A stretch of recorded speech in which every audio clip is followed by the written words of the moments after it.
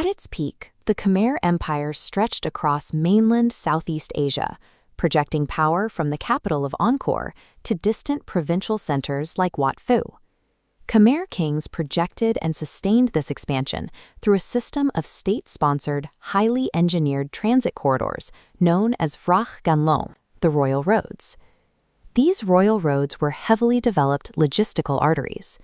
Historical inscriptions record at least 120 rest houses and 102 hospitals erected directly along these routes to sustain travelers, merchants, and state officials. Our modern understanding of this network relies heavily on early 20th century French colonial scholars like Étienne Aymonier and Lunette de la Jonquière, who conducted the first pilot studies to trace these routes. But those initial surveys had a significant limitation.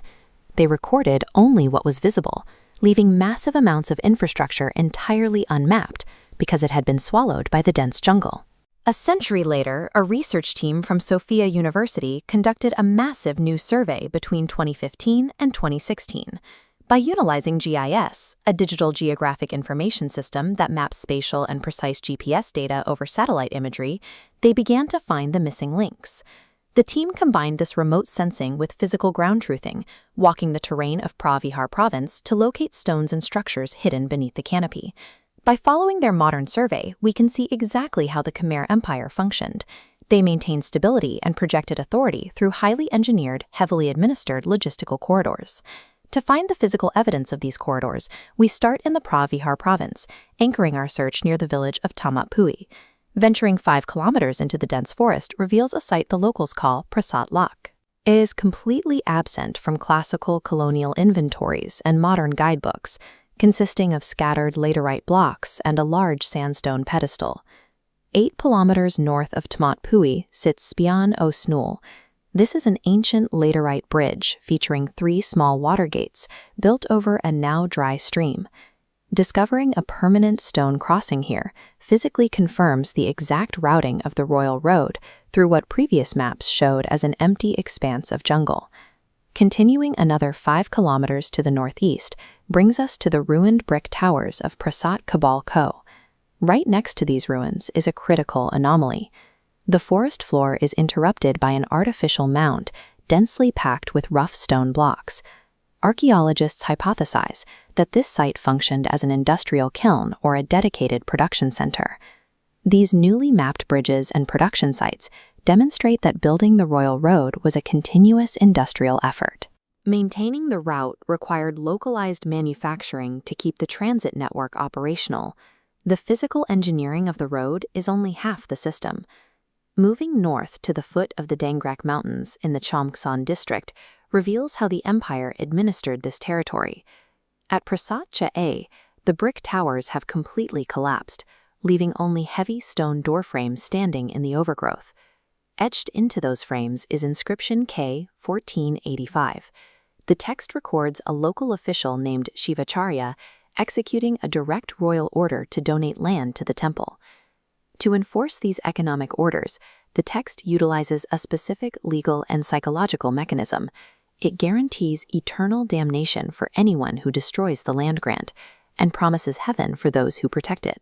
3 kilometers away at Prasat Taros, we find corroborating legal evidence that links this network of local officials together.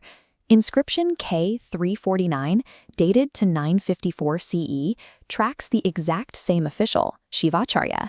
It records him operating within the cell of this specific temple to receive and document additional land donations from the local population.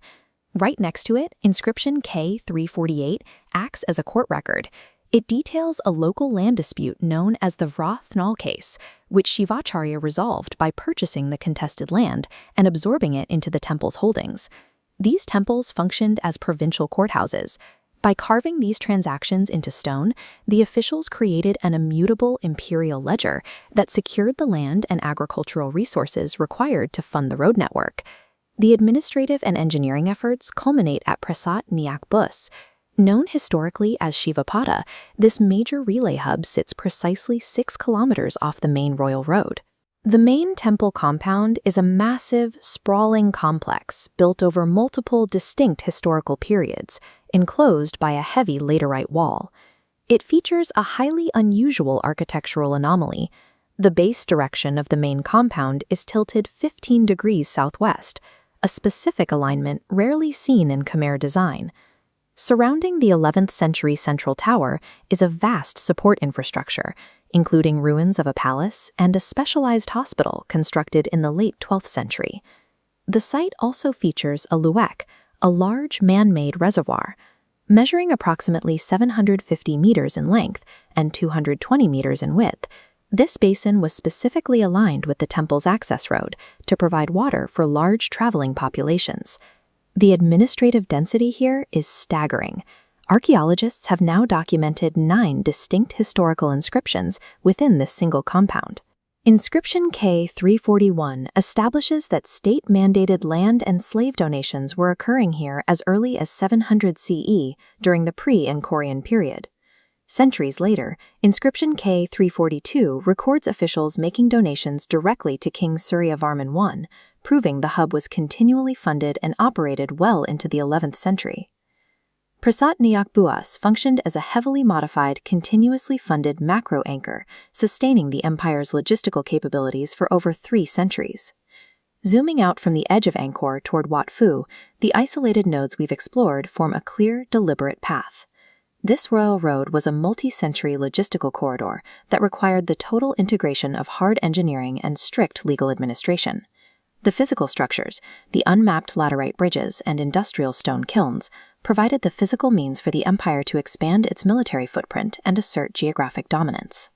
Meanwhile, the provincial temples acting as courthouses, resolving local land disputes in stone, secured the agricultural output necessary to finance that expansion.